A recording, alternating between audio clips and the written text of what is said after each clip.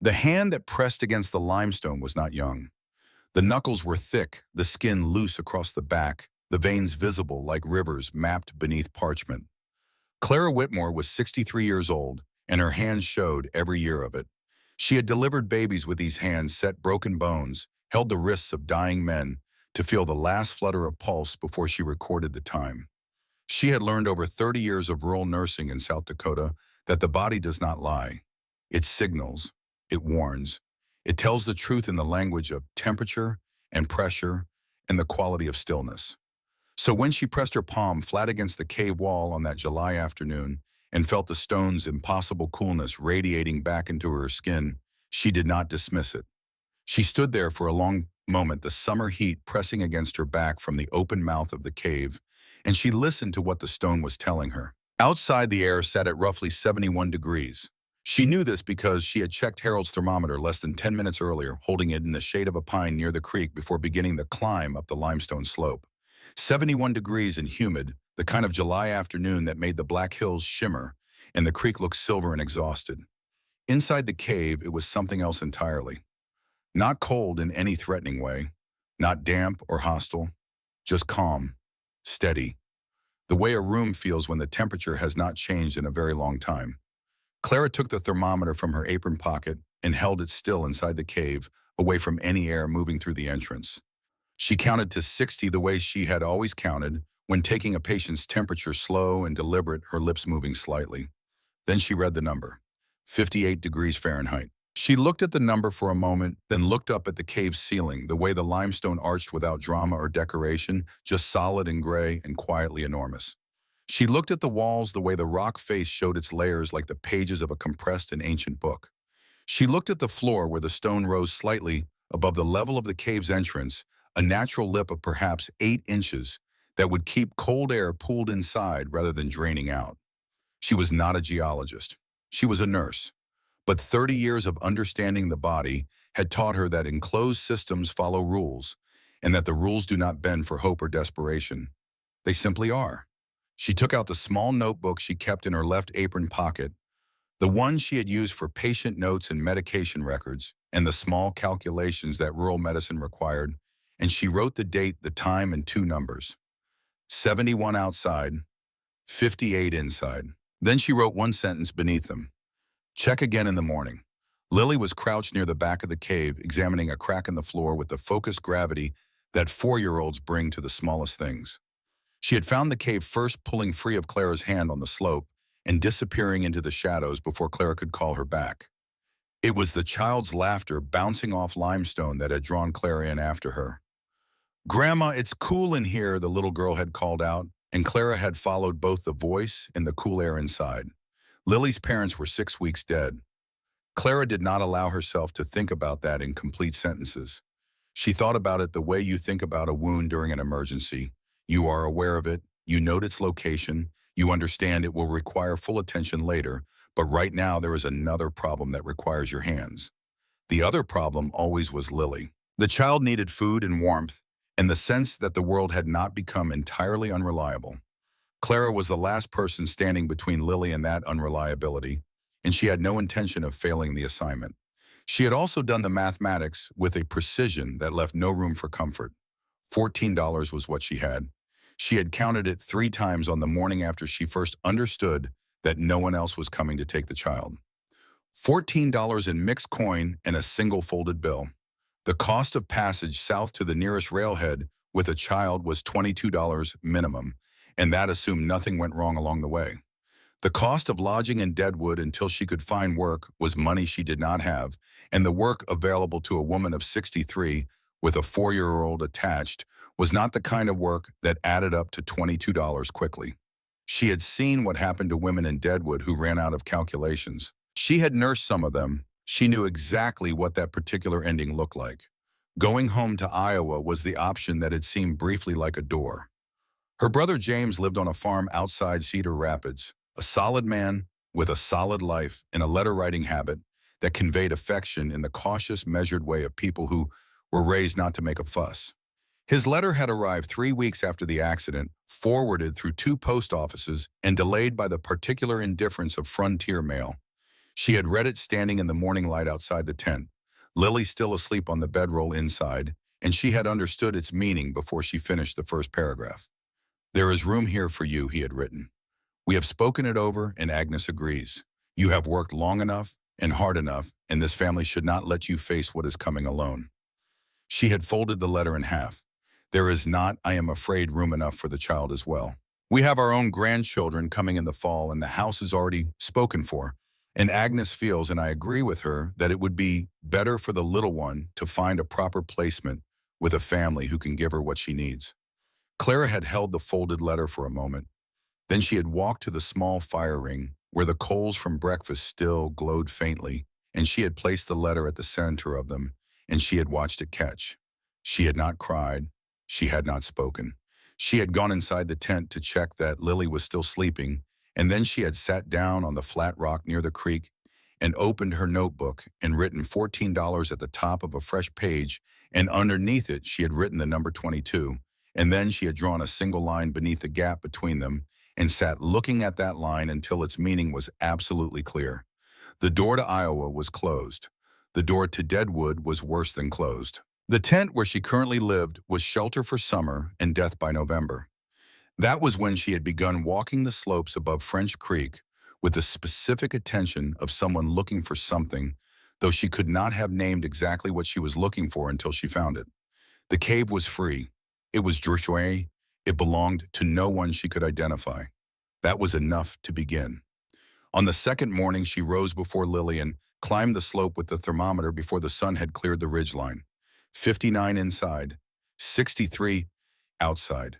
Not as dramatic a difference as the afternoon before, because the night had cooled the air significantly, but the relationship still held. The cave was still on the cooler side of ambient, still buffered, still maintaining something. She wrote the numbers down and climbed back to start breakfast. On the third morning, she did the same. 57 inside, 68 outside. The gap was widening as the summer day heated up. She wrote the numbers down. She continued for 7 days. She checked every morning at sunrise and every evening near sundown, 2 readings per day, 14 data points per week. She noted the air quality inside the cave. No persistent smell of sulfur or organic decay, which would have indicated drainage problems or animal habitation at a deeper level. She noted the floor's composition, solid limestone, with a thin layer of mineral dust that held no animal tracks larger than a small rodent. She noted the ceiling height sufficient for a woman of 5'4" to stand without bowing her head, and the depth approximately 30 feet from entrance to back wall. She measured the entrance width with her arms approximately 6 feet across, and noted the natural narrowing that occurred about 4 feet in where the rock pinched slightly before opening again into the main chamber. On the 6th day, she ran into Silas Brandt on the slope below the cave. He was a broad man somewhere near 60 himself, with a prospector's weathered patience and the particular directness of someone who had long ago decided that the frontier was no place for unnecessary words. He had a claim along the creek that he had been working since '78, and he knew this hillside the way men know land. They have crossed 1,000 times in all weathers. He stopped when he saw her coming down with the thermometer in her hand, and he looked from her to the cave entrance above and then back to her face, and his expression settled into the resigned skepticism of a man who has watched several plans fail in this territory. She told him briefly what she was measuring. He listened without interrupting, which she respected. Then he said what she expected him to say, which was that the cave would not hold heat in winter, that the stone would conduct cold rather than resist it, that a woman her age with a young child had no business attempting to winter in an unimproved limestone cavity in the Black Hills, and that he had seen younger and stronger people make worse miscalculations with worse outcomes. Clara waited until he finished. Then she held out the notebook with the 6 days of readings from him. She did not argue. She did not explain. She simply held the numbers toward him and waited to see what a man would do with evidence he had not asked for. He looked at the notebook. He did not take it from her hand. She asked him if he had his own numbers to offer. He had no answer for that. He looked at the cave entrance once more, something shifting slightly in his expression. Not convinced, not open, but no longer entirely dismissive, and then he continued down the slope without speaking again. Clara watched him go, then turned and climbed back up. On the seventh day, she read the numbers and wrote them in the notebook beside the others, and then sat with all 14 data points arranged before her. The difference ranged between 9 and 14 degrees Fahrenheit, across the week, across variations in outside temperature, across a day of overcast sky, and a day of hard, direct sun. It did not vary based on weather. It did not vary based on time of day beyond the expected relationship between ambient temperature and the cave's buffering effect. The relationship was structural. The rock was doing something consistent, and consistent meant it could be planned around. She wrote the conclusion at the bottom of the page in the deliberate, slightly cramped handwriting she had developed, taking medical notes in poor light. She underlined it 3 times. The difference is structural, not circumstantial. It can be relied upon. The decision was made not with any dramatic feeling of resolution, but with the quiet finality of a diagnosis confirmed. She knew what she was working with now. Everything after this was logistics. Moving into the cave took the better part of 2 days. Most of what she owned was already minimal. The tent years had stripped her down to what could be carried by one woman and loaded onto Bess, the mule who had belonged to her son and had passed to her along with everything else after the accident. The tent canvas she took down, carefully folding it into sections that could serve as interior dividers and ground insulation. The iron stove was the problem. Harold's stove had been with her for 31 years. It was a small Franklin-style box stove in cast iron, roughly 18 inches on a side stubby leg, scarred across the top from decades of use and extremely heavy. It weighed somewhere near 80 pounds when empty, and she could not lift it alone. She had considered leaving it at the base of the slope and figured the logistics of getting it up later with Bess's help, and she had also more than once considered simply leaving it where it was and purchasing a lighter camp stove when finances allowed, which was to say never. The stove had been Harold's particular stubbornness. He had hauled it across 2 territorial moves in their marriage, had refused to sell it. When they were short on money, had made jokes about it, having better constitution than most people he knew. He had died 8 years ago in early spring, a fast pneumonia that had given them 4 days between the first cough and the last breath. And in that time, he had said many things and neglected to say many others. And afterward, Clara had developed the habit of keeping the stove near, as a kind of conversation that had no other medium. She was thinking about leaving it at the base of the slope when Lily walked over to it, wrapped both small arms around the nearest leg, pressed her cheek against the iron, and refused to move. The child had been quiet in the weeks since the accident, not silent. She laughed, sometimes asked questions about practical things, ate when food was offered. But the particular brightness that Clara remembered from the visits before, the quality of attention that her son had called Lily's searchlight, had dimmed. Watching her cling to that stove with her eyes closed and her face pressed against the cold metal, Clara felt something rearrange itself in her chest. She could not have said precisely what it meant, but she did not pull the child away. Instead, she spent 2 hours working out a rigging system with the rope and the mule, and by late afternoon the stove was in the cave, standing in the back left corner, where the ceiling was high enough to accommodate a stovepipe exit through a natural crack she packed with clay. The stovepipe was not perfect. It would need monitoring, but it would work. That night was the first night inside the cave. Clara arranged the bedding on the flat ground near the back wall, then lay down to test the surface. The stone's cold moved through the wool blanket and the thin canvas underneath with a patience that was almost methodical, a steady, reliable extraction of warmth from every point of contact along her back and hips and calves.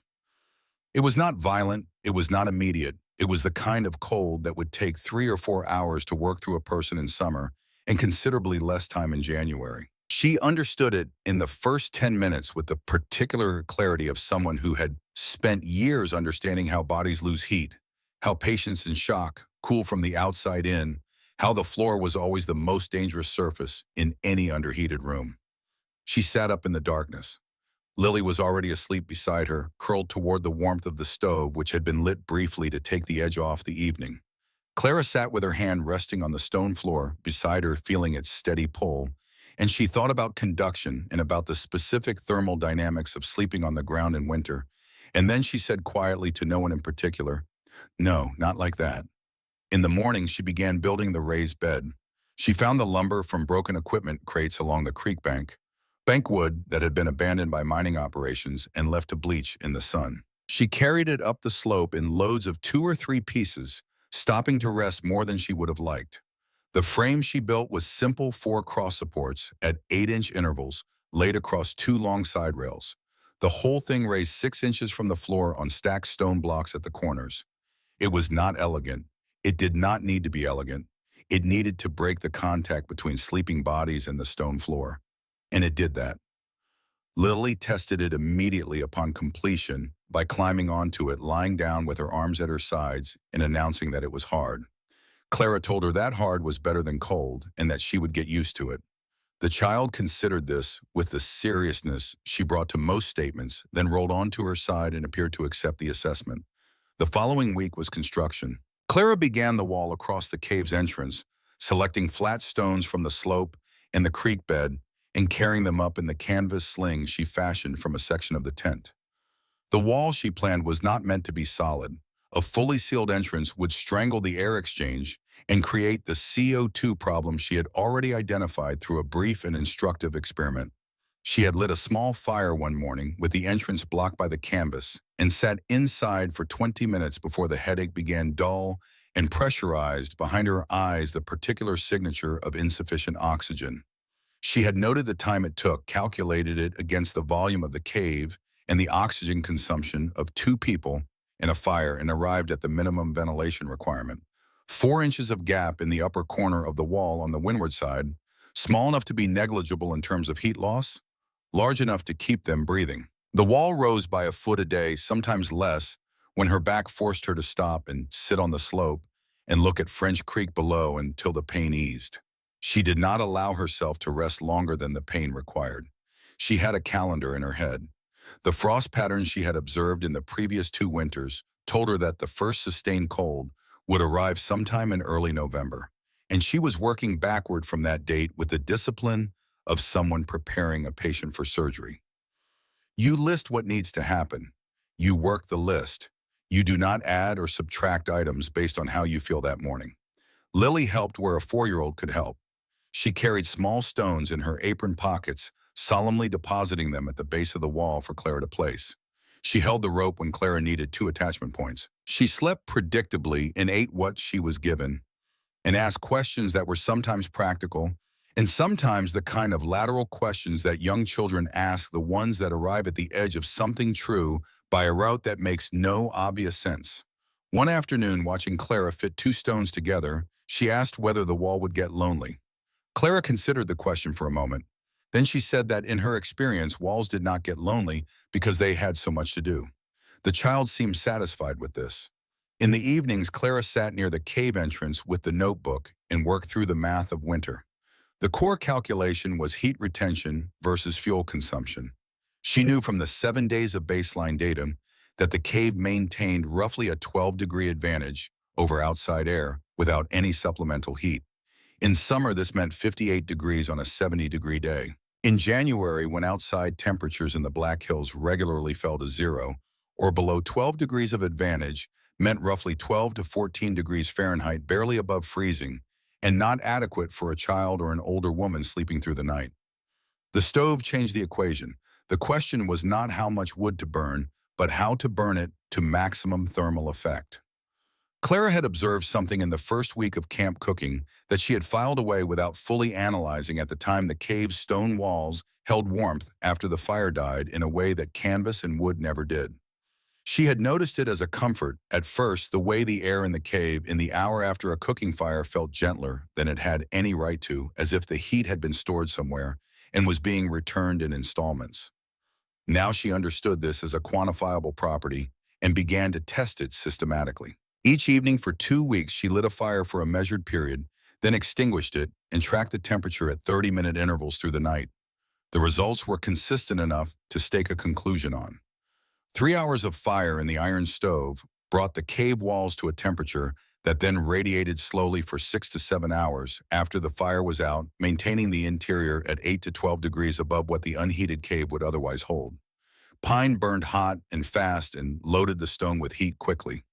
Oak burned slow and sustained and kept the release gradual.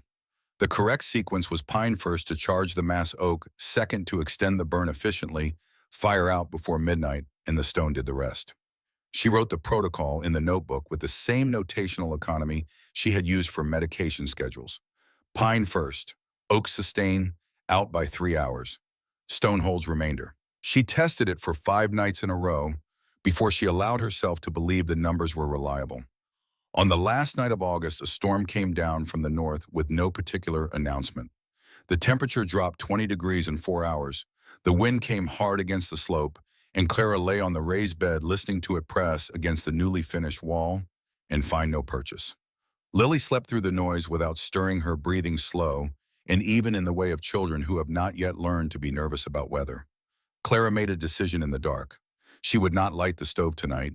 She would use this storm as a controlled experiment, and she would accept whatever the numbers told her in the morning without argument. She woke before sunrise and dressed without lighting the lantern, moving by the gray suggestion of light that came through the upper ventilation gap. She took the thermometer and read it carefully inside the cave, checking twice to be certain she had the angle right. Then she went outside into the aftermath of the storm, the slope still in shadow frost on the rocks, the creek below showing white at the edges. 43 degrees inside, 29 degrees outside, 14 degrees of difference. With no fire, after a night that had dropped to freezing and below. Clara stood outside in the cold for a moment with the thermometer in her hand and the notebook in the other. She looked at the cave entrance, at the wall she had built stone by stone, at the wooden door frame she had not yet hung. She looked at the number she had written. Then she went back inside and sat down on the edge of the raised bed and opened the notebook to a fresh page. She took the pen with the red ink. She had brought it for marking urgent entries the way she had once marked critical patient information in red, so it would not be missed in poor light. She had not used it yet. She used it now, writing the 2 numbers and then underneath them a single sentence. No fire. Storm night. 14 degrees held. She capped the pen and set it aside and sat with the open notebook on her knees. Lily stirred beside her, rolled over, blinked at the gray light. "Is it cold?" the child asked. Clara looked at the notebook. Then she looked at her granddaughter. "Not in here," she said. Lily accepted this, tucked herself back into the blankets, and returned to sleep. Clara sat with the numbers for a long time. The feeling that moved through her was not triumph, and it was not relief. It was something quieter and more durable than either of those. It was the feeling of a diagnosis confirmed, not the diagnosis you hoped for, not the one you feared, but the one that is accurate and that tells you exactly what you are working with and that allows the real work to begin. The cave was not a lucky accident. It was a system. And she understood it now. She understood what the 12 degrees meant. She understood what the stove could add to that baseline. She understood for the first time since she had unfolded the letter from her brother and walked it to the fire that the mathematics of survival had shifted from impossible to difficult, and that difficult was a territory she had spent her entire adult life navigating. The wall was nearly finished. The bed was built. The stove was in position. The firewood calculation was next, and it would need to be precise because once the snow came, the hillside would not yield more without significant effort, and significant effort in February at 63 was a quantity she could not count on with certainty. She opened the notebook to a fresh page and began to write. September 1st. Wood needed calculate 90 days 3 hours per evening, burn mixed pine and oak at approximately 40 pounds per session. She paused, looked at the wall, looked at the door frame, waiting for its door, and added a line. Door must seal at the lower corner. No gaps. Recheck before first frost. Outside, French Creek moved below the slope, silver and ordinary. Inside the cave, the air sat at 43 degrees without assistance, steady as a practiced pulse. She wrote one more line at the bottom of the page. 10 weeks to first hard frost. I have 10 weeks. She did not write that it would be enough. She did not write that she was afraid it would not be. She wrote the fact of the time available and the fact of the work remaining, and let those two things sit beside each other on the page the way patients sit beside diagnoses, without sentiment, without negotiation, waiting to see what action would follow from the understanding. It was the only way she knew to do it. It was, she had come to believe, over 63 years of doing it, the only way that worked. She spent the first week of September learning to split wood efficiently at 63. This was not something she had done regularly. Harold had split wood. Her son had split wood.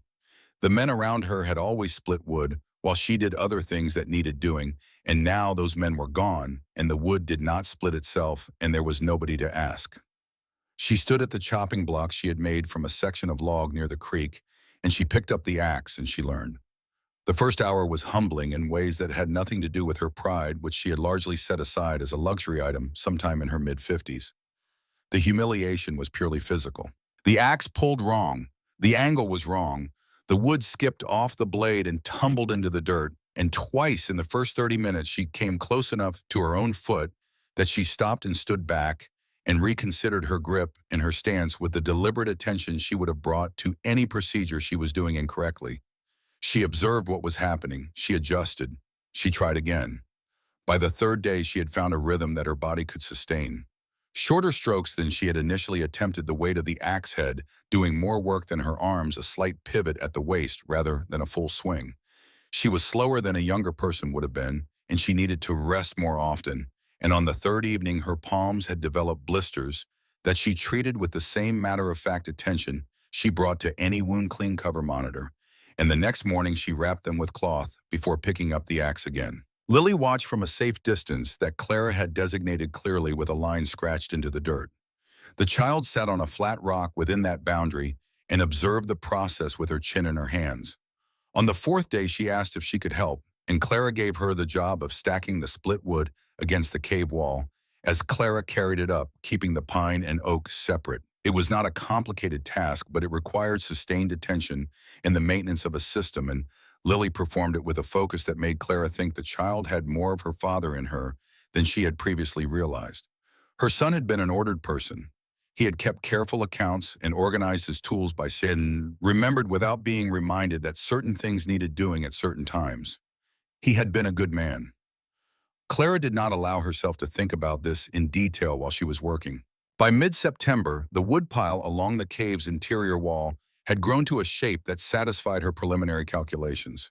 She walked the length of it twice with the notebook, counting and estimating, converting the stack dimensions to chords by the rough formula she had worked out, and then she sat down and went through the math again. 90 days, 3 hours per night, 40 pounds per session on average, more in the coldest weeks, less in the mild ones, and she built a 15% buffers into her estimate because she had been a nurse long enough to know that projections in conditions you have not experienced tend toward optimism. The numbers were close. Not comfortable, but close. She would need to continue adding to the stack until October if she could manage it. Ruth Calloway appeared on a Tuesday morning in the second week of September, coming up the slope from the direction of the creek with the purposeful stride of someone who had made a decision and was seeing it through before she reconsidered. Ruth was 52, a mine worker's wife, solid and brown from the sun, with a face that asked questions directly and waited for direct answers. She had been living near French Creek for 4 years, and she had nodded to Clara twice in passing, but they had not spoken at any length before the morning she appeared at the base of the cave's wall and looked up at the construction with an expression that was neither approving nor dismissive, but simply assessing. Clara came to the entrance and looked down at her. Ruth said she had been watching the wall go up for 2 weeks. She said her husband had told her it was a foolish waste of effort by a woman who did not understand winter in the Black Hills. She said she had decided to come and see for herself what exactly was being built and whether Thomas was right. Clara stepped back from the entrance and gestured for Ruth to come inside. Ruth entered the cave and stood for a moment without speaking. Clara watched her take in the stove in the corner, the raised bed, the firewood stacked along the wall in 2 separate sections with a gap between them, the lantern on the stone shelf that Clara had chipped out near the entrance, the notebook on the bed where she had left it open to the current page of temperature readings. Ruth walked to the notebook. She picked it up without asking, which Clara found she did not mind. She turned the pages, slowly reading the numbers, and Clara watched her eyes move across the columns, the way eyes move when they are actually processing rather than performing the act of looking. Ruth was quiet for long enough that Lily, sitting near the stove, with a piece of chalk and a flat rock she was using as a drawing surface, looked up to check that the visitor was still there. When Ruth spoke, she said that she had not known stone held heat like that. She said she thought the numbers were telling her something she had not previously understood about how this kind of shelter worked. Clara said yes, that was what the numbers were doing. Ruth set the notebook down carefully, exactly where she had found it. Then she looked at Clara with the straightforward appraisal of one practical woman looking at another and said she needed to learn how to read those numbers properly. What developed over the following weeks was an exchange that had the clean logic of barter. Ruth brought preserved food from her own stores, pemmican and dried beans, and a jar of rendered fat in quantities that supplemented what Clara had without making a significant dent in what Ruth could spare. In exchange, Clara answered medical questions that had apparently been accumulating for years, questions about the wound on Thomas Calloway's forearm that had not healed as it should, about the cough Ruth's husband had developed the previous winter, about what to do when a person's temperature ran high without obvious cause. Clara answered each question with the precision of someone who understood that imprecise medical information in a place without doctors was not just unhelpful, but actively dangerous. It was during one of these exchanges that she noticed Ruth's particular way of describing her husband's injuries. The forearm wound, a cut to the hand 2 weeks prior, a bruised rib from a falling timber the month before that. Not complaining, just reporting with the slightly compressed quality of someone who has learned to present concerning information without attaching alarm to it. Clara filed the information with the same system she filed all clinical observations noted, categorized, flagged for monitoring. The wall was finished by the last week of September. Clara stood back and looked at it with Lily beside her, the child's hand in hers, both of them examining the construction with the same slightly cocked attention. The wall was not beautiful. It was not meant to be. The stones fitted together with varying degrees of precision, tighter at the lower courses, where she had learned the technique, and looser in the early upper sections before she learned it again. The wooden door frame was set into the central opening at a width of 22 inches, which was enough to enter sideways while carrying wood. The 4-inch gap at the upper right corner was exactly as she had planned it, a small imperfection that was in fact a precise, deliberate choice, a distinction that pleased her more than she admitted to anyone. She was hanging the door, a plank construction she had assembled from the last of the crate wood, heavy enough to seal well and hinged with leather straps, when she discovered the problem. The lower left corner did not seat against the frame. There was a gap of approximately 3/4 of an inch running the full height of the lower left quarter of the door, a consequence of a slight warp in the wood and a slight irregularity in the frame that had been invisible until the door was hung and closed and she had looked at it from the inside. She looked at the gap for a long time. She thought about what 3/4 of an inch meant at -20 degrees Fahrenheit, with the wind at velocity against the exposed face of the slope. She ran the numbers in her head the way she ran medication calculations, and not hoping for a different answer, just wanting to be sure of the one she had. The gap would bleed heat, not catastrophically, not immediately, but across a night, across a week of nights, across January, it would accumulate into a deficit that her fuel budget could not absorb without risk. She took the door down. She set it against the wall and looked at it. Then she looked at her hands, which were raw from the cold that had begun to settle into the mornings. The skin cracked at the knuckles where the blisters had healed and the new skin had not yet toughened to the work. She picked up the tools and began again. It took 4 days to recut the frame edge and adjust the door's lower rail and rehang everything in the correct alignment. On the 4th evening, she closed the door and ran her hand along every edge and found no gap she could feel or see in the lantern light. She opened it and closed it twice more, and both times it seated cleanly. Lily had watched the entire process of taking the door down with a solemnity that had shifted as the afternoon went on into something that looked like distress. On the 3rd day, the child had started to cry quietly. Not dramatically, just a steady welling of tears that she did not entirely seem to understand herself. Clara had set down the tools and crouched to the child's level. She did not tell her not to cry. She looked at the small face and the cracked and reddened hands of her own, and she said, "When something is not right, you take it apart and you do it again, even when it hurts to do it. That is not failure. That is just how good work gets made." Lily had looked at her grandmother's hands for a long time after that. Then she had wiped her face and picked up a small stone from the floor and held it out, a contribution to the reconstruction, though the stone was too small to be useful. Clara took it anyway and set it on the frame with great care, and that was the end of the crying. October came cold and early. The mornings required a fire now, brief ones, just enough to take the edge off while they ate. Clara began the formal testing of the heating protocol she had designed. Each evening, she lit the stove. At the same hour, added pine in the sequence she had determined, transitioned to oak at the 30-minute mark, and extinguished the fire at exactly 3 hours. Each morning, she read the thermometer at first light before any heat from the coming day could affect the reading, and she wrote the number down. The data was consistent. Every morning for 2 weeks, the cave held between 8 and 12 degrees above what the unheated outside temperature registered. The range was within her projections. The protocol worked. She added a column to the notebook: wood consumed per session, estimated in pounds by the feel and density of each piece, cross-referenced against the following morning's temperature reading. By mid-October, she had enough data to refine her fuel budget, and the revised calculation was within 3% of her original estimate. She noted this without celebration. It was simply accurate, and accurate was what was required.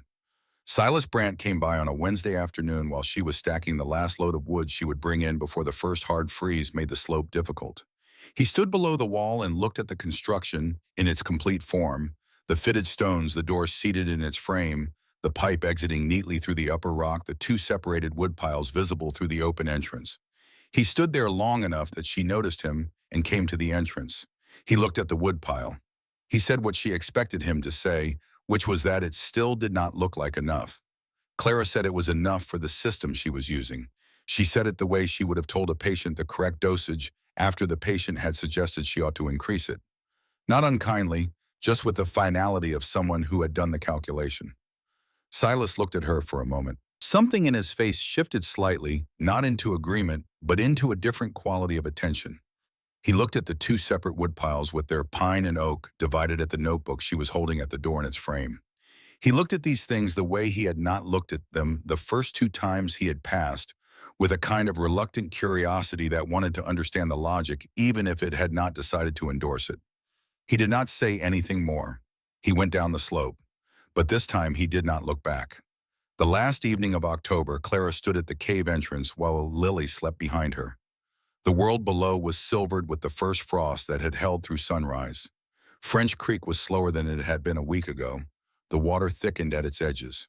The sky above the ridgeline was clear and very dark and full of stars in the specific abundance of high-altitude autumn, the kind of sky that reminded you that you were small and that the season did not hold any particular opinion about whether you made it through.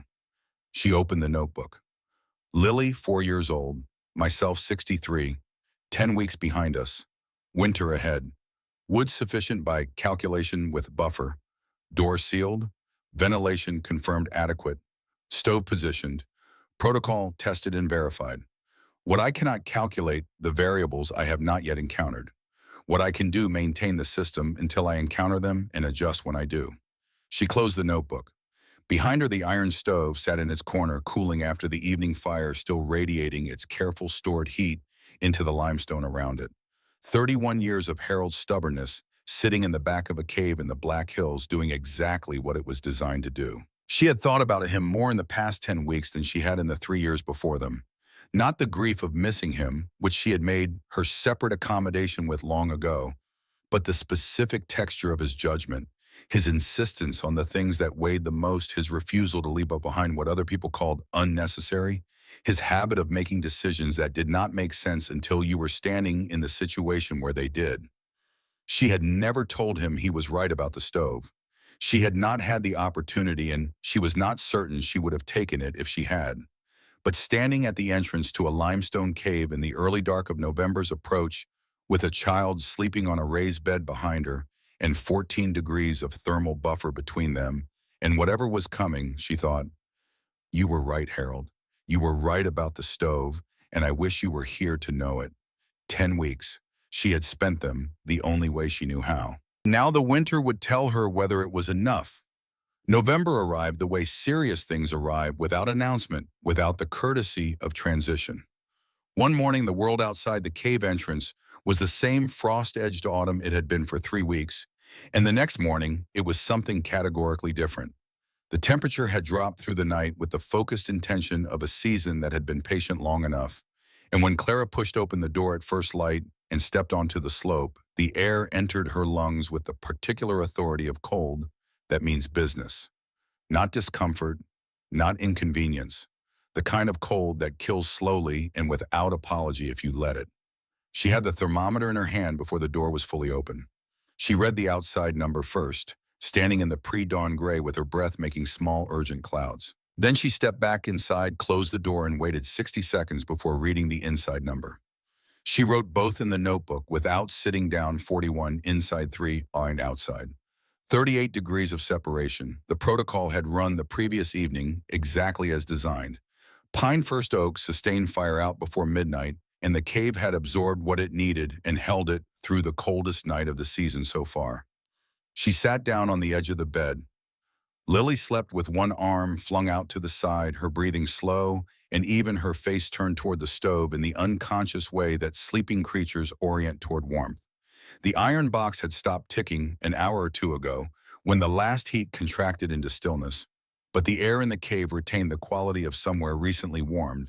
Not warm itself, but not hostile, either the way a room holds the presence of people who have just left it. Clara opened the notebook to the protocol page and read through it once, not because she had forgotten it, but because precision deserved the respect of repetition. Pine first, oak sustain, 3 hours, and out by midnight. Stone holds the remainder. She had done this for 12 consecutive nights. The data was consistent to within 2 degrees every morning. She understood now with the certainty that comes only from repeated observation, rather than theory, that the system was not fragile. It had tolerances. It had a margin. This was perhaps the most important thing she had learned in 63 years of work in systems both human and otherwise. The difference between a plan that breaks under pressure and one that bends and holds is whether it was built with a margin or built to a single point of perfection that real conditions will always violate. She opened the firebox door to check the ash bed because the morning work did not wait. The wall continued performing. She had packed the interior face of the lower courses with a clay and grass mixture she had prepared in October, and it had dried into a firm insulating layer that reduced the cold seep at ground level significantly. She checked it once a week, running her hand along the base, feeling for the damp patches that would indicate frost penetration from outside. Through the first 2 weeks of November, she found nothing concerning. The seam between wall and floor held. Ruth came on a Tuesday morning with a cloth bag that clinked slightly when she set it on the cave floor. Inside were 4 small jars of preserved food, 2 of pickled beets, 1 of salted pork fat, 1 of dried apple slices, and a question about whether Clara had any experience with a fever that came and went without obvious infection source.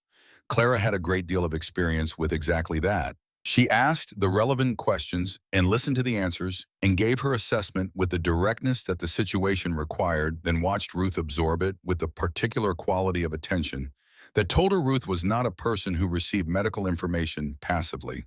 She asked a follow-up question that was more precise than the first. Clara revised her explanation accordingly. This was the rhythm of their exchange through November.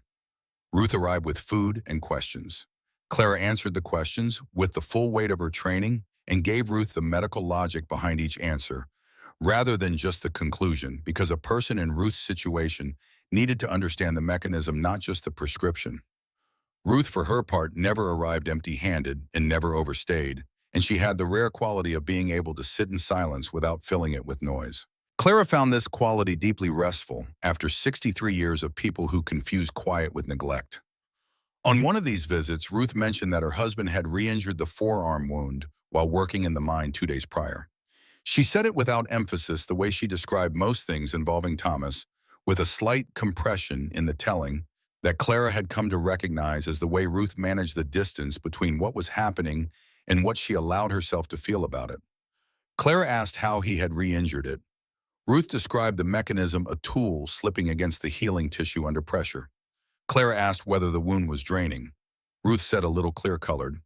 Clara asked the color of the skin around it. Ruth gave the answer, then paused and asked why the color mattered. Clara told her why the color mattered. Ruth listened with the look of someone who would not forget what they were being told. Clara noted Thomas Calloway's accumulating injuries in the back of the notebook. In the margin column, she had reserved for observations that did not fit the primary categories. The forearm, the hand cut, the rib. Now the forearm again. Not a pattern that required action yet, but a pattern that required watching. The temperature data through mid-November showed the outside dropping in stages 3 degrees, 1 week, 5 the next, then a brief moderation that lasted 4 days before dropping again to a new low. The cave tracked each drop with its reliable lag, absorbing the change and presenting it to the morning thermometer as something smaller and more manageable than the raw exterior number. Clara continued refining the firewood consumption estimates based on the actual data accumulating in the notebook. The calculation was holding. She was running approximately 4% ahead of estimated consumption, meaning she had burned slightly more than projected in the first 3 weeks. Not alarming, potentially the result of the early cold snap being sharper than her baseline estimates had accounted for. She adjusted the margin downward slightly and flagged the trend for monitoring. On a Thursday morning in the third week of November, Lily climbed down from the bed before Clara was fully awake and sat herself at the foot of it with the notebook open across her knees and the short pencil in her hand. Clara watched through half-open eyes. The child was looking at the thermometer mounted on the cave wall, then looking at the notebook, then making marks with a concentration so total she had not noticed Clara watching. The marks were not numbers in any recognizable form. They were a child's approximation of number shapes, earnest and slightly irregular, but arranged in the correct column on the page with an instinctive grasp of the format she had been watching Clara use for 4 months. Clara lay still and let her finish.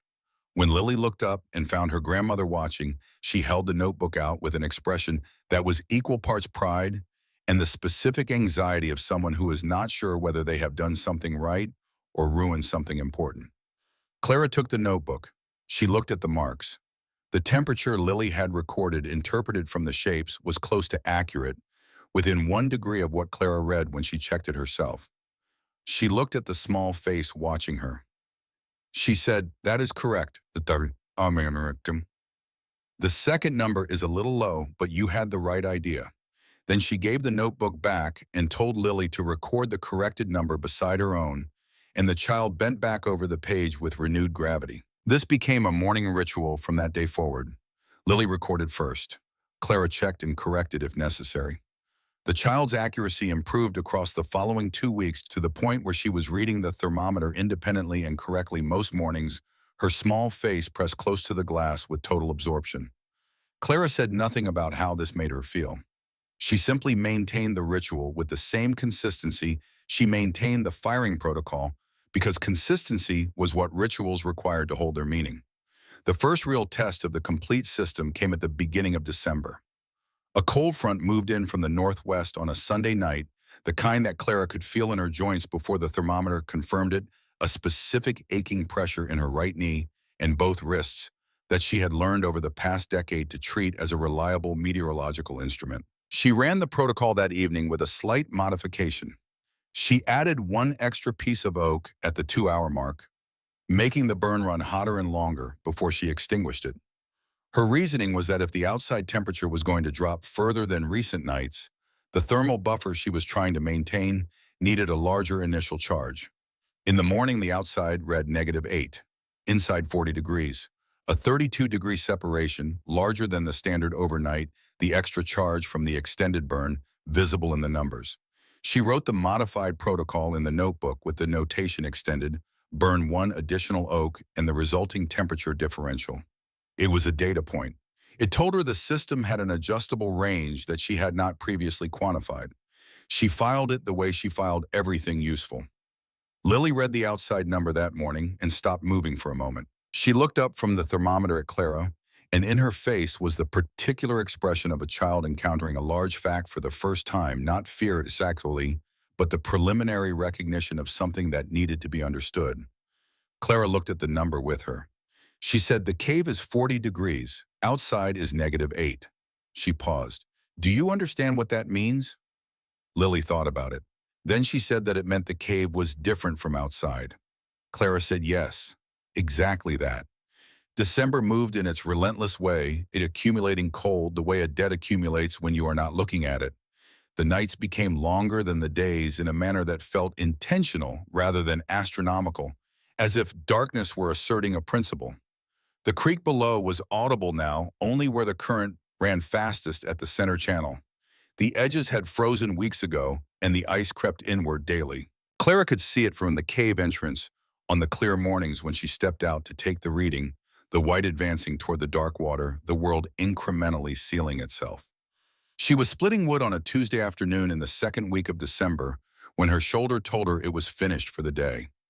Not the gradual warning it usually gave, a mounting discomfort that she could work through for another hour, but the sudden and absolute refusal of a joint that had simply reached its limit. She set the axe down. She sat on the chopping block. She stayed there for a few minutes, her hand on her shoulder, assessing the nature of the problem with the same clinical detachment she would have applied to a patient's complaint, which is to say without panic but without denial either. It was not a tear. The pain pattern was wrong for structural damage, too diffuse, too symmetric in its distribution across the joint. It was fatigue, deep muscle fatigue, the kind that required rest rather than management. She had pushed the wood-splitting sessions harder in the past 2 weeks, aware that the window for adding to the stockpile before sustained deep snow was narrowing. She had not accounted sufficiently for what 63-year-old shoulders could sustain across an extended period of repetitive heavy work. She made two decisions in that moment. First, she would rest the shoulder for 3 days, which meant accepting the tighter margin as the operating parameter rather than a problem to solve by force. Second, she would adjust the protocol starting that night fractionally smaller, burns the difference measured in single logs designed to extend the fuel supply without compromising the thermal floor below, which the cave would become dangerous for Lily. She was recording this calculation in the notebook when Jeremiah Cole knocked on the door in the middle of the night. It was 11 days into December, well past midnight, and the knock was not the decisive sound of someone who had considered the act before committing to it. It was the knock of a hand that had lost some of its coordination, 3 impacts irregular in force with a pause between the second and third that told her the person on the other side of the door was not at full capacity. She was on her feet before she had finished identifying all of this, moving to the door with the instinct of someone who has been woken by sounds requiring medical response too many times to count. She opened it. The man standing outside was in his mid-40s, big-framed, in the way of men who do heavy physical labor as a matter of course, and he was shaking with the uncontrolled quality of muscle response that she recognized before she had even processed his face. His lips had a bluish cast visible even in the low lantern light. His skin had the particular pale gray tone of someone whose peripheral circulation had been redirecting blood to the core for several hours. He was looking at her with an expression that was trying to be coherent and mostly failing. She said his name. She knew him by sight from the creek and had noted his chimney smoke from the direction of his cabin all autumn. And he managed to say that the flue had blocked, that the fire had died, that he had woken cold and not thought clearly, and that he had walked 2 miles in negative 15-degree air in the clothes he had been sleeping in because the cold had gotten into his thinking before he understood what was happening. She stepped back and let him in. She did not think about it as a choice. It was a clinical situation with a clear protocol, a person presenting with moderate hypothermia, approximately 2 to 3 hours of core temperature loss, no visible injury, responsive and ambulatory. She put him close to the stove, not touching it, not immediately adjacent, because rapid rewarming of extremities and hypothermia can drive cold blood back to the core and cause cardiac events, which is information most people do not have, and which makes the difference between helping and killing someone with kindness. She gave him water that she warmed slowly over the reopened stove, small amounts at frequent intervals. She kept him awake and talking, asking him questions about the cabin and the flue and the walkover, not because she needed the information, but because sustained verbal response was a reliable indicator of cognitive recovery. She did not let him sleep for 90 minutes. He pushed back on this. His eyes were heavy, and he wanted badly to close them, and he said so with increasing insistence as the shaking gradually subsided and the warmth began to restore itself through his tissues. Clara told him that he would sleep when she said he could sleep, and the tone she used was the same tone she had used on patients who wanted to get up too soon, and on men who argued with her medical assessments, and on anyone who confused her quiet manner with an absence of conviction. He stopped pushing back. By 2 in the morning, he was shaking only intermittently.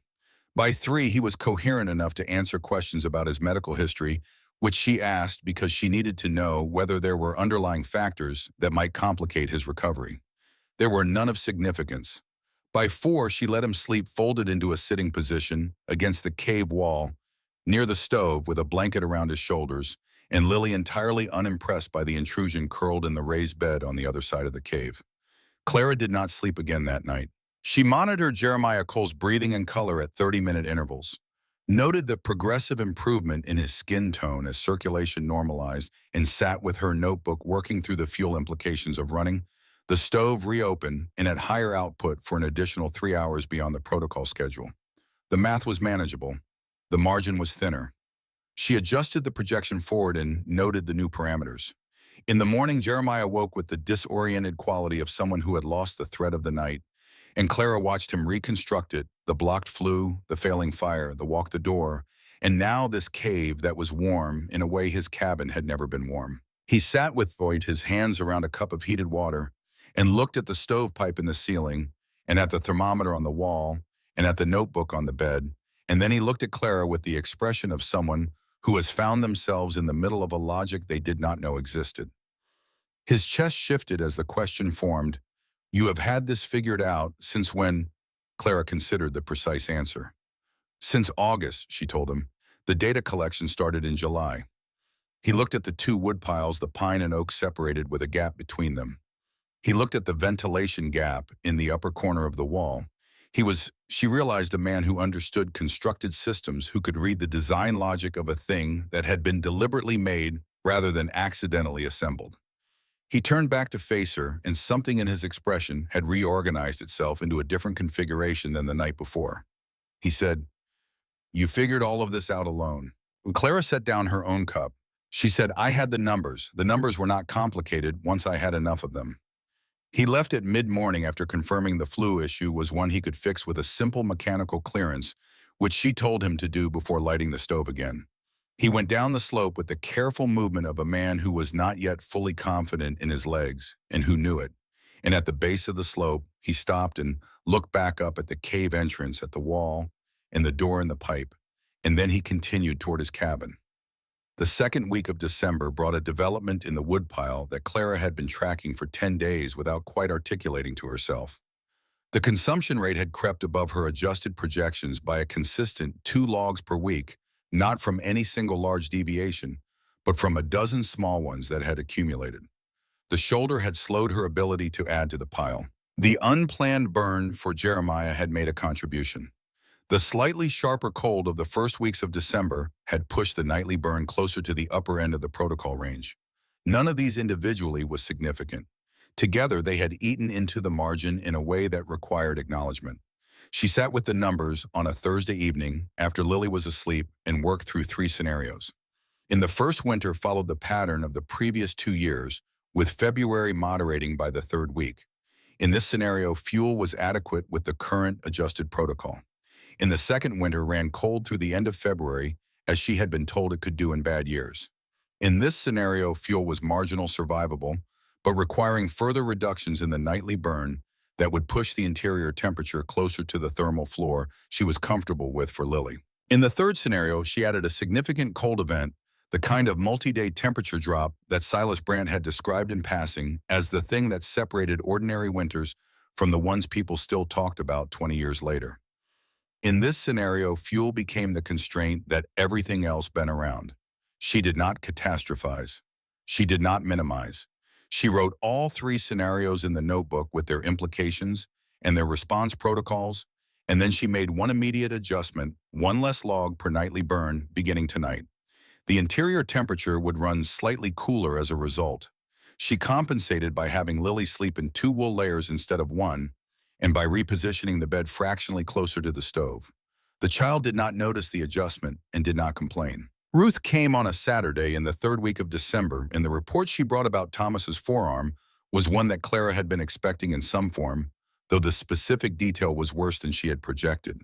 The wound had opened again at a point that had appeared healed 2 weeks prior, and the drainage had changed color, no longer clear, but slightly cloudy, in a way that Ruth described with the precision of someone who had been told to pay attention to exactly this. Clara asked the questions she needed to ask. She confirmed what she suspected. The infection was not severe, not yet, but it was present, and it was in a location that had implications for the function of the hand if it progressed. She gave Ruth a treatment protocol. cleaning, packing, monitoring temperature, both of the wound and of Thomas himself, and she gave it with the same directness she used for everything, which included telling Ruth that if the wound temperature increased or the drainage darkened further, the situation would have moved beyond what either of them could manage without a physician, and that Deadwood was the nearest option, and that Ruth needed to make that calculation before it became urgent rather than after. Ruth listened. She asked two questions, both specific and intelligent. Then she folded the information into herself in the way she folded everything without visible drama and asked whether Clara needed anything this week. Clara thought about the woodpile. She thought about the shoulder.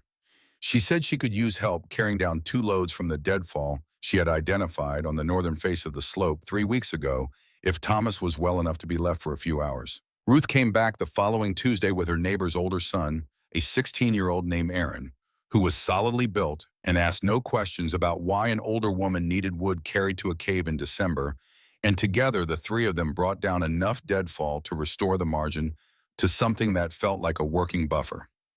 Clara's shoulder was grateful in the particular way that a joint is grateful when it is not asked to do the thing that was hurting it. She noted the restored fuel quantity in the notebook and recalculated against the 3 scenarios. The first and second scenarios were now adequately covered. The third, the severe event, remained tight. January arrived with a formality that felt almost administrative, as if the season had reviewed its options and decided to get serious. The temperature dropped in the first week and stayed down in a way that was qualitatively different from December's drops, which had been sharp but mobile, moving up and down across the zero line with some flexibility. January settled below zero and seemed to forget that other temperatures existed. The creek was fully frozen except at the absolute center, and even that was moving sluggishly audible, only when the wind dropped completely, a small dark thread of cold water persisting beneath its own momentum. Clara modified the protocol again for the January conditions. The extended burn she had tested in November, 1 additional oak log at the 2-hour mark, became standard procedure rather than exceptional. She tracked fuel consumption daily now rather than weekly, the shorter accounting interval appropriate to the smaller margin available. Each morning's temperature reading was entered in the notebook with the previous night's burn notation, building a data record that now stretched across 5 months and contained more information about this particular cave's thermal behavior than had ever existed before or would likely exist again. Ruth brought news when she came in mid-January that 2 men had abandoned their claims and left the area in the first week of the month, citing the cold and the poor prospects. She reported this without particular emotion, the way you report weather. She also reported that the families in 2 cabins downstream were managing but struggling, that one had run low on firewood and was supplementing with green wood that burned inefficiently and left them with a smoke problem as well as a heat problem. Clara listened and considered the picture Ruth was drawing. The cold was not affecting everyone equally. The people who had prepared more carefully were holding. The people who had prepared adequately were straining. The people who had not prepared at all were leaving or suffering the consequences of staying. She thought about this on the nights when she sat with the notebook after Lily slept, not with any self-congratulatory feeling, but with the analytical interest of someone who was observing a system at scale and comparing the outcomes to the inputs. The cave was not magic. The system was not mysterious. What it required was the same thing every reliable system required: correct design, consistent operation, and the discipline not to deviate from either when the conditions became uncomfortable. She had seen nursing colleagues over the years who abandoned protocol under pressure because the pressure made the protocol feel inadequate, who reached for something bigger and more dramatic because consistency seemed too small an answer to a large problem. They were almost always wrong. The dramatic intervention, the deviation from the reliable procedure, was almost always where things went sideways. She wrote this down in the notebook, not as a conclusion, but as an observation. Pressure is when the protocol matters most, not least. On a Thursday evening in the last week of January, Silas Brandt knocked on the cave door. It was not the urgent, disoriented knock of someone in crisis. It was 3 deliberate, evenly spaced impacts. The knock of a man who had thought about knocking before he did it, who had stood outside in the cold and made a considered decision and then executed it without ambiguity. Clara opened the door. He stood in the lamplight from inside the cave, looking at her with the particular expression of a man who has been wrong about something specific and knows it, and has decided to do something about that knowledge rather than simply carry it. He said that his cabin had run out of firewood 2 days ago. He said it the way Ruth described Thomas's injuries factually, without the protective coloring of excuse or self-pity. He was burning furniture. He had another few days before that ran out. He said, "I am not asking you to save me. I am asking you to tell me how you did what you did." Clara looked at him for a moment. She thought about the 2 times he had told her she would fail, about the way he had looked at the notebook she held out to him on the slope in July and not taken it from her hand. She did not feel the pleasure of being right. She had never particularly valued that pleasure. She stepped back from the door and told him to come inside. He sat down on the stone near the wall, not in the space that was theirs, instinctively understanding the cave's social geography, and she handed him the notebook open to the first page of July data. He read slowly, turning pages, going back occasionally to cross-reference 2 entries. He read for 40 minutes without speaking. Lily woke briefly, regarded him with the assessment of a child cataloging a new face, and went back to sleep. When Silas finally set the notebook down on his knee and looked up, his expression was not the chastened look of a man accepting he had been wrong. It was the alert, forward-looking expression of someone who has encountered a new piece of information and is already working out its implications. He asked her one question. The temperature never dropped below 38 even without the fire. Clara said correct. She said it was the limestone mass and the structural orientation, and then she said she did not have a complete explanation for the floor of 38 degrees, only the consistent observation of it across 5 months. He looked at the back wall for a moment. His eyes moved to the particular layering of the rock face, and something in his face changed in the way that faces change when a piece of knowledge connects with a piece of observation to produce something new. He said he would tell her the rest of it tomorrow if she would let him come back. He said he thought he understood why the floor held. Clara said he could come back. He left, going down the dark slope with a steadier stride than she expected from a man who had been burning furniture to stay warm. She stood at the door for a moment, watching him go, feeling the cold air against her face, and thinking about what he had said. She did not know what he knew about the geology of this hillside. She knew that whatever it was, it would tell her something the numbers had been pointing toward without fully explaining, and the prospect of a complete answer for the system she had been living inside for 5 months produced in her the clean, specific anticipation of someone who prefers understanding to mystery. She took the red pen from the notebook's back pocket and uncapped it ready. Then she decided to wait. Some data was worth waiting for.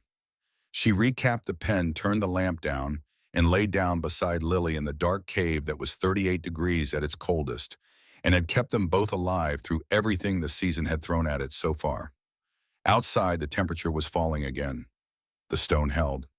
Silas came back the next morning as he had said he would, arriving at the cave door in the gray early light with the purposeful timing of a man who means what he says. Clara had the stove going and the notebook open on the bed beside her. Lily was still asleep. The outside temperature was -11, and Silas's face carried the particular tightness of skin that has been exposed to serious cold for the walk over. But he was moving well and his eyes were clear, which told her the furniture burning had bought him enough time. He came inside and did not take off his coat. He went directly to the back wall of the cave and ran his hand along the rock in a specific way, not the exploratory touch of someone feeling for texture, but the practiced pressure of someone checking for something they already know how to find. He moved along the wall slowly, about 4 feet up from the floor, pressing at intervals with the heel of his palm. Near the left rear corner, he stopped. He told her to come and put her hand where his was. She did. The stone there was different. Not in temperature exactly, though there was a marginal warmth to it that she had registered before and attributed to the stove's proximity. It was in the quality of the surface, the faintest suggestion of moisture beneath the mineral. Not wet, not damp in any problematic way, but present. The stone was alive with something moving inside it. Silas said, "There is a water seam behind this wall, running water underground, maybe 8 to 12 feet back through the rock. Water at that depth in this formation does not freeze and does not drop below 45 degrees. It has been heating this wall from behind since before either of us was born. Clara kept her hand on the wall. She stood very still. He went on explaining it the way a man explains something he learned over years of work underground, not performing the knowledge but delivering it. The limestone formation on this slope sat above a subsurface drainage network that ran from the higher elevations down toward the creek. The water in that network was insulated by depth and rock mass from surface temperature variation, maintaining a consistent temperature year-round that was determined by the Earth's own internal warmth rather than by the season above it. The cave's wall was essentially a radiator. It had been putting heat into this space since the hill was formed. Clara took her hand from the wall and looked at the 5 months of data in the notebook that she had been reading as evidence of a structural system without understanding the engine underneath the structure. The numbers had told her something true. They had just not told her the whole truth. The whole truth was larger and older and more reliable than anything she could have designed. She took the red pen from the notebook's back pocket. She opened to the current page. She wrote water seam confirmed rear left wall, consistent minimum independent of season.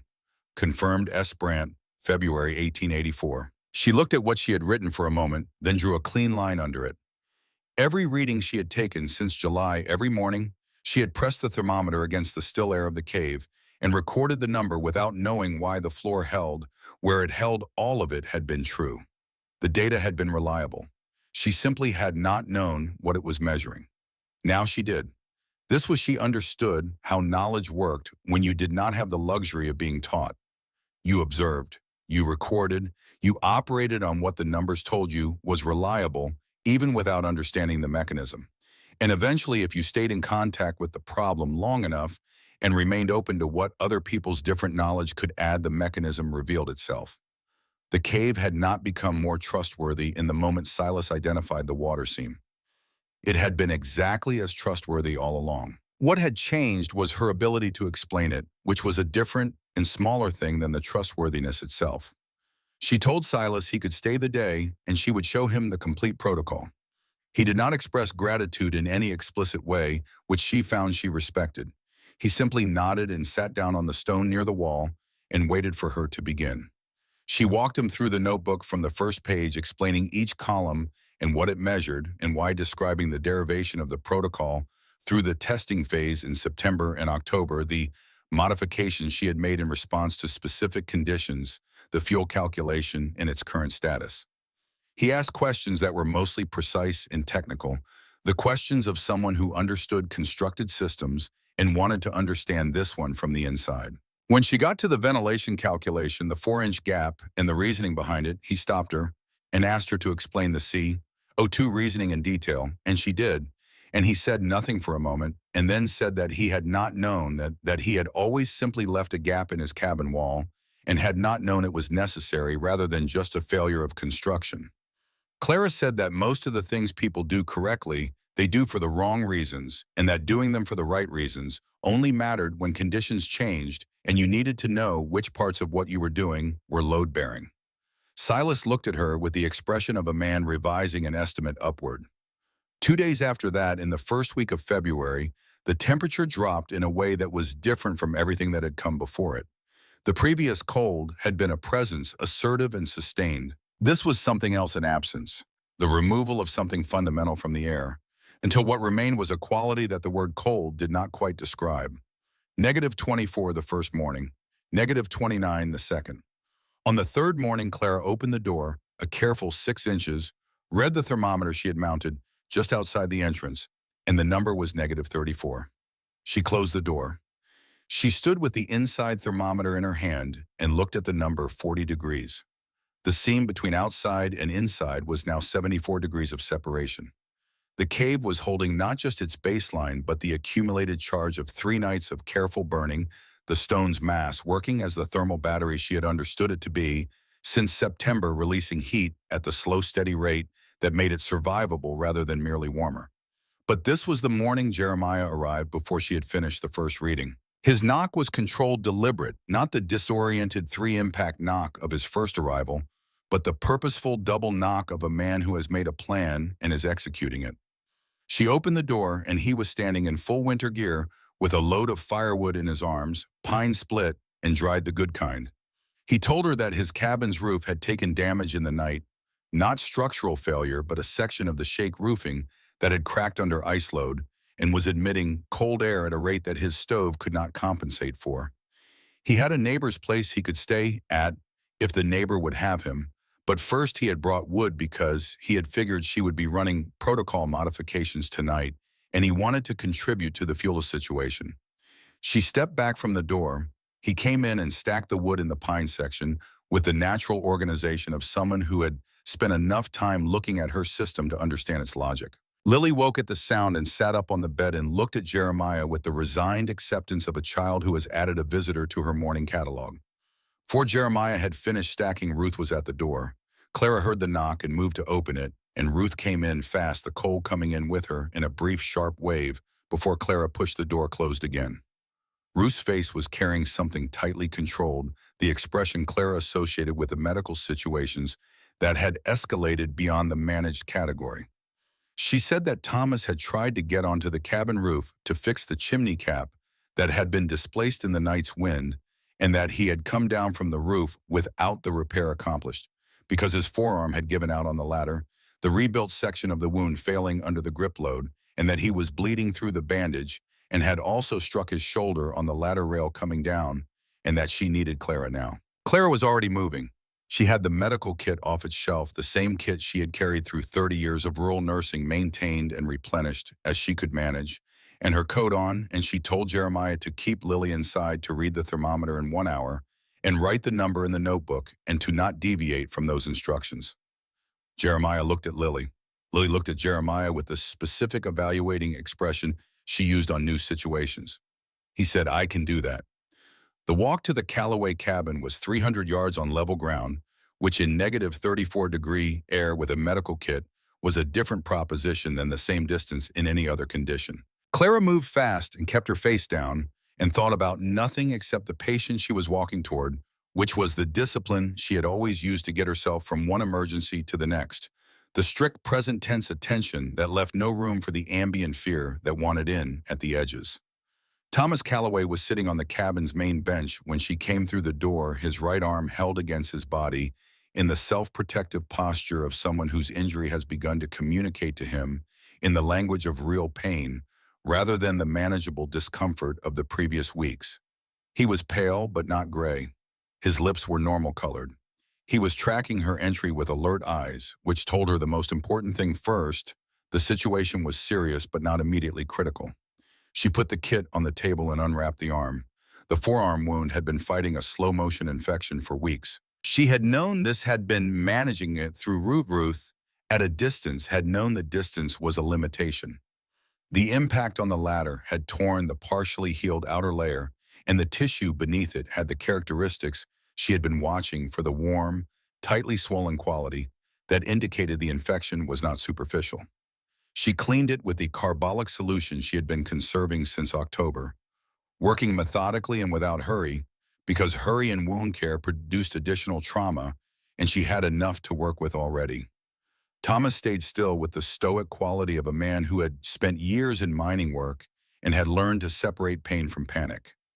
She told him that the wound needed to be properly drained and packed, that it was going to be worse before it was better, and that worse before better was an infinitely better trajectory than what happened to infected forearm wounds in frontier conditions that were not properly managed. She asked if he understood. He said he understood. She did what needed to be done.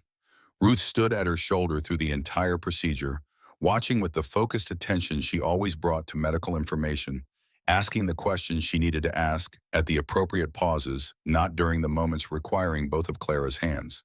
When it was finished and the arm was properly bandaged and elevated, Clara gave Ruth the rest of the carbolic solution with instructions for the schedule of cleaning over the following week, and she told her the specific signs that would mean the situation had exceeded what either of them could manage, and that Deadwood was no longer optional.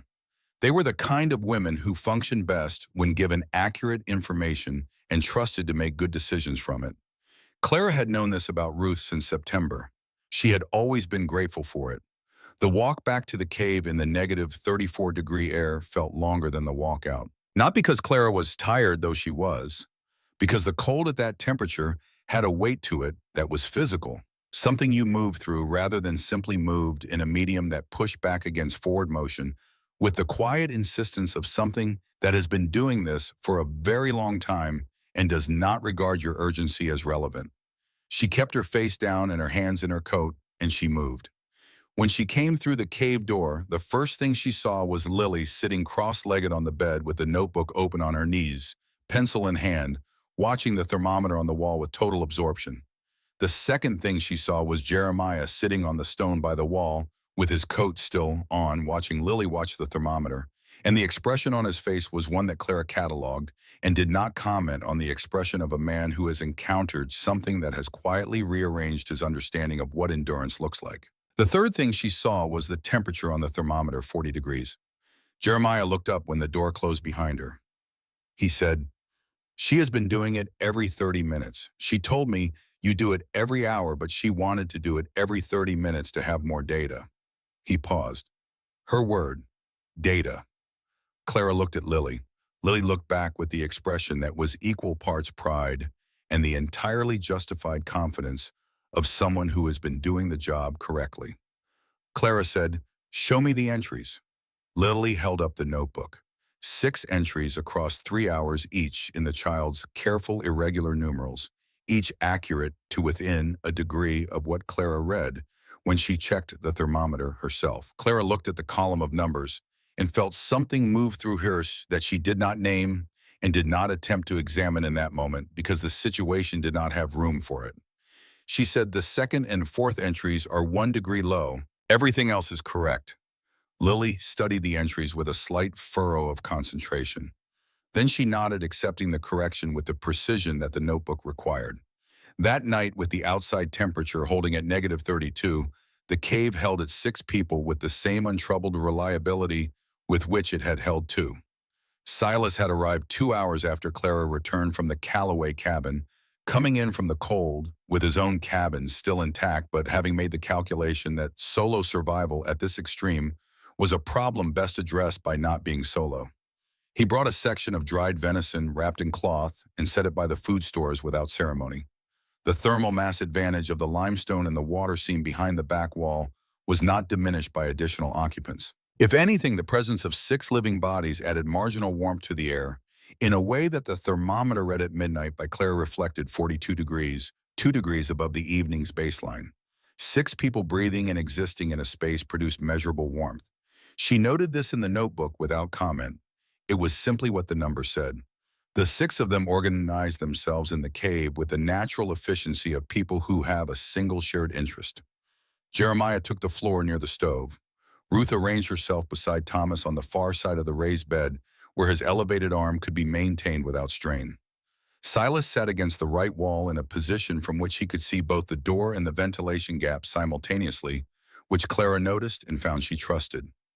She assigned Lily the task of sleeping. The child bargained for 1 more thermometer reading first, which Clara allowed, and then Lily curled against the wall side of the bed and was asleep in the particular swift way of children who have done all the things they needed to do. Clara sat with the notebook through the minor hours of the night, not sleeping, because the cave's population had increased by a factor of 3 and the protocol had not been designed for 6, and she needed to monitor the variables. She checked the ventilation gap every 2 hours, watching for the signs of CO2 accumulation, her own alertness, the quality of the others' breathing, the character of the lantern flame, which would burn differently in compromised air. She checked the temperature. She checked Thomas's arm twice quietly, without waking Ruth, running her fingers along the bandage in the dark to feel for the warmth of spreading infection. What she found both times was a wound behaving as a properly managed wound should. Warm but not hotter than the previous check, contained within its boundaries, not advancing. At 4 in the morning, when the temperature outside had reached what Silas would later confirm was the coldest recorded measurement on that stretch of French Creek in at least 15 years, Clara read the thermometer inside the cave, 39 degrees. The wood supply was being consumed at a rate she had not planned for 6 people's body heat, partially compensating for the higher stove demand, the net effect within manageable range. She fed the stove 2 logs pine because the need was for rapid heat generation rather than sustained slow release at this hour, and watched the flame accept them and sat back. The cave did not fail. It did not waver. It held with the absolute consistency of something built by geological time rather than human planning. And it held because Clara Whitmore had understood what it was and had aligned her system with its nature rather than working against it or worse, ignoring it. When gray light began to show at the ventilation gap, Silas woke without being woken the internal clock of a man who had been rising before dawn for 30 years. He looked at Clara, who had not moved from her position by the stove. He looked at the thermometer. He looked at the woodpile. Then he looked back at Clara with the expression of a man finishing a calculation that had been running since July. His voice was level, carrying no drama, giving the words exactly the weight they deserved, and no more "I was wrong about you." Not just about the cave, about you. Clara looked at him for a moment. There was no victory in what she felt, no satisfaction of the kind that comes from being vindicated. There was something quieter and more valuable than vindication. The recognition that she had done the work correctly and that the work had held and that the people in the room with her were alive because of it. She said the cave was there for anyone who looked at it carefully. Silas shook his head slightly. He said the cave was there for everyone. You are the one who understood it. She did not answer that. The days following the extreme cold event carried the particular quality of aftermath, the silence that settles when something large has passed and people are taking inventory of what remains. The temperature rose gradually from its extreme low, recovering in stages over 5 days, each morning's reading slightly less punishing than the last. French Creek, fully frozen now in a way it had not been in December, would take several weeks to resume its normal movement. The slope above the cave, stripped of loose snow by the wind of the storm, showed the bare limestone face in long gray sections that looked, in the early morning light, like the exposed ribs of something ancient and patient. Thomas Calloway's arm continued to improve under the treatment protocol. Clara visited the cabin twice in the week following the storm, not because emergencies required it, but because the follow-through on a medical case was not optional when you were the practitioner of record. On her second visit, she examined the wound in good light and found it closing properly. The infection fully contained the tissue, beginning the organized repair that she had been working to create conditions for since September.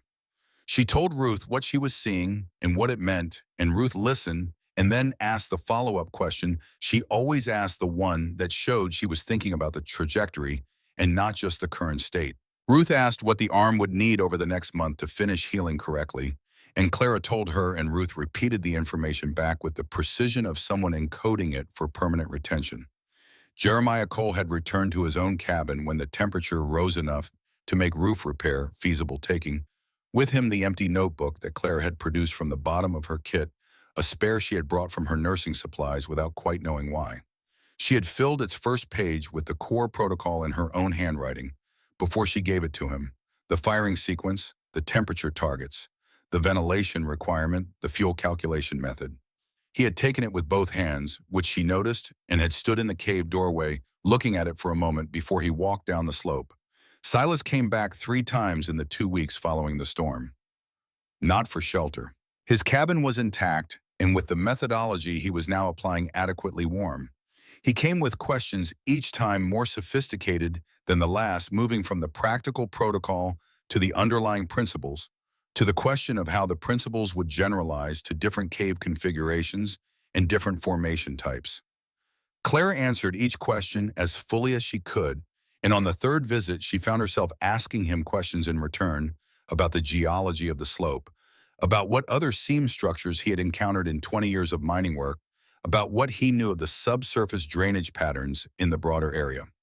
It became, that 3rd visit, a conversation between 2 people who had different kinds of knowledge and were discovering the places where they overlapped and the places where they did not. At the end of that 3rd visit, Silas stood at the cave entrance and looked out at the February landscape, the slope and the creek and the pale sky, and he said something that Clara wrote in the notebook that evening, not because she thought she would forget it, but because some things deserve the permanence of ink. 40 years in these hills, and I never thought to ask what the rock was doing. I was always trying to get through it, not work with it. She wrote it down and looked at it and thought about all the things she had spent 30 years of nursing trying to get through rather than work with the particular stubbornness of certain patients, the intractability of certain conditions, the way that fever could not be commanded but could be understood and met at its own level. The cave had not required her to be stronger than she was. It had required her to be precise. The letter from her brother arrived in the first week of March, carried up from the Deadwood Post by a man who delivered mail along the creek route twice a month. The handwriting on the envelope was James's, the same careful schoolhouse script he had used since childhood, and Clara held the envelope for a moment before opening it, not from hesitation, but from a specific quality of attention that she gave to things that were likely to change something. He had heard about the winter. Word traveled even across the distance between the Black Hills and Iowa, and the particular severity of the season had made it further than most local news. He wrote that he and Agnes had discussed the matter again and had reached a different conclusion than the previous letter, that there was room for her and for the child, that the fall baby that had been the obstacle was now arrived and healthy, and that Agnes had said in James's careful rendering of her words that the little girl ought to know her family. He wrote that he hoped she had made it through all right and that they would be glad to have her home. Clara sat with the letter for a long time. She read it twice, which was not something she usually did with letters, and then she sat and looked at the cave wall. The interior face with its limestone layers, the left rear corner, where the water seam ran behind the rock, warm and constant and entirely indifferent to seasons. She looked at the stove in its corner, Harold's stove, black and scarred and permanent. She looked at the notebook on the bed beside her, 563 entries across 8 months, a record of something that had never existed before and would not exist again in quite this form.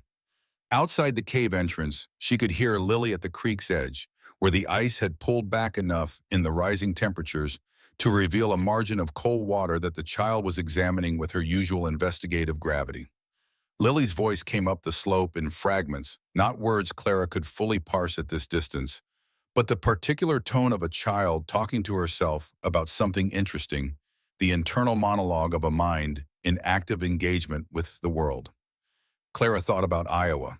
She thought about the farm outside Cedar Rapids, the solid house, and the solid rhythms of farming life, the grandchildren who were now Lily's cousins, and who would give her what children need most, which is other children. She thought about what it meant to grow up in a place where the winter was managed by other people, where the cold was a season rather than a problem to solve, where a child could be 4 and then 5 and then 12 without being required to learn that survival was a matter of careful observation and continuous adjustment.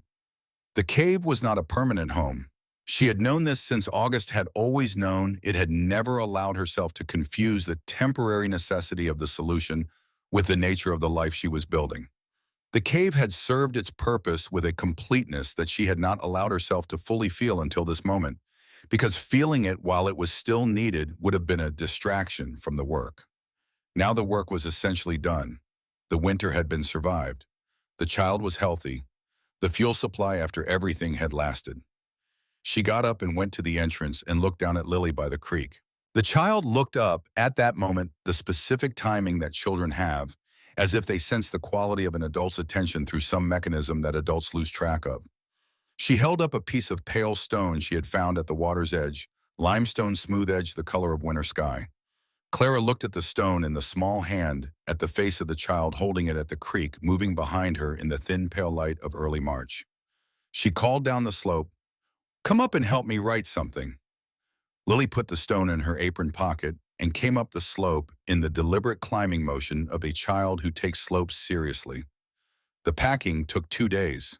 Clara moved with the economy of someone who had learned across the winter that every object either earned its presence or was dead weight, and she applied this principle to the packing the same way she had applied it to the fuel supply and the firing protocol. What they needed, they took. What they did not need, they left. The medical kit stayed with her. The notebook stayed with her. Harold's stove was the last thing loaded, rigged onto Bess's back with the rope system she had developed in August and refined since. Lily supervised this operation from a position 2 feet away, her limestone rock in her pocket, her face carrying the expression of someone ensuring that the most important things were handled correctly. Clara did not rush the last morning. She made a fire in the stove one final time, not for heat. The morning was cold but manageable, but because the stove deserved to be used properly to the end, rather than simply vacated. She made coffee and sat with it in the entrance, looking at French Creek and the slope and the pale sky, and she thought about nothing in particular, and everything in general, the way you think when you are at the hinge between 2 phases of a life. When the coffee was done, she put out the fire, carefully cleaned the ashtray, and latched the firebox door. Then she did the last thing. She carried the remaining firewood from the interior to the outer face of the wall, stacking it in two clean sections beside the entrance, pine on the left, oak on the right, with the natural order of someone for whom the separation of pine and oak had long since become instinctive. The stacks were tidy. They were substantial. Whoever came next would have enough to begin. She took the white chalk she had used to mark measurements on the wall during construction and stood at the right side of the entrance at the face of the stone that was most sheltered from weather, and she wrote in her careful medical script, pressing hard enough that the chalk would survive a season. Pine first. Oak after, 3 hours, then let the fire out. The stone does the rest. Check the thermometer every morning and write it down. C.W. Winter, 1883 to 84. She stood back and read it. Silas was at the base of the slope, having appeared without announcement in the way he had of arriving when something was concluding. Ruth stood beside him. Thomas was with her, his right arm in the sling Clara had fashioned from canvas, his color better than it had been in months. Jeremiah was there, which she had not expected, standing slightly apart in the manner of a man who is not certain whether he belongs to the moment, but has decided to be present for it anyway. Clara looked at all of them from the cave entrance. They looked back at her.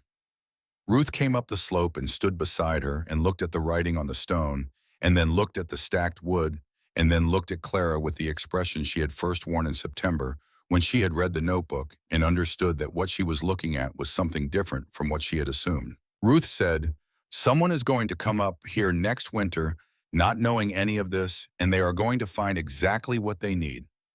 Clara looked at the chalk writing. She thought about the 7 days of July temperature readings that had made the decision possible about the fire she had not lit in August, and the numbers that had vindicated the decision not to light it about the shoulder that had failed, and the calculations she had adjusted, and the margin she had rebuilt. She thought about 563 notebook entries and a 4-year-old child learning to read a thermometer. She thought about the water seam behind the back wall that had been there 1,000 years before she arrived, and would be there 1,000 years after the Earth's own warmth offered freely to anyone who understood it. She thought about the distinction between the cave's existence and her use of it, which was the distinction between a resource and an understanding. She said the cave was there for anyone. She paused. Knowing what to do with it, that part took work. She went down the slope. Lily walked beside her, one hand in Clara's, the other hand touching the limestone rock in her apron pocket at intervals in the way that children touch their most important possessions to confirm they are still there. At the base of the slope, Clara stopped once, not to look back, but to look forward at the trail ahead, at the bull, carrying everything that had been decided was worth carrying, at the morning light moving across the creek in the tentative way of early March light, not yet certain of its authority. Lily looked up at her. Clara looked down at the child, at the face that held her son, in the set of the jaw, and something else entirely, something new. Something that had come into being across a winter in a limestone cave above a frozen creek in the Black Hills of South Dakota, made in part by cold and in part by careful numbers, and in part by the simple, irreducible fact of endurance. She said, "All right." The words were for both of them. They walked. Behind them, the cave held its temperature. 39 degrees in the morning light, the stone radiating its quiet, constant warmth from the seam behind the back wall, the chalk writing visible against the gray limestone face, the pine and oak stacked neatly on either side of the entrance ready. The notebook was wedged into the crevice above the entrance, visible to anyone tall enough to look for it. 563 entries, 8 months of mornings, the record of a system understood from the inside and proven against the hardest winter in 15 years. It would outlast the chalk. It would outlast the wood. Whether it outlasted the winter and fell into the hands of someone who could use it was a matter that Clara had transferred to probability rather than control, which was the only honest relationship you could have with the future. She had done what she had come to understand she was responsible for doing. The rest belonged to whoever came next. The trail bent south toward the main road, and Lily asked whether rocks from South Dakota stayed themselves in a different place, and Clara considered the question with the seriousness it deserved and said that a rock was what it was, regardless of where you put it, that the properties that made it what it was had been set a very long time ago and were not subject to revision by geography. Lily appeared satisfied with this. Clara walked, and the morning opened ahead of them, and the Black Hills fell behind, and the long winter was finished.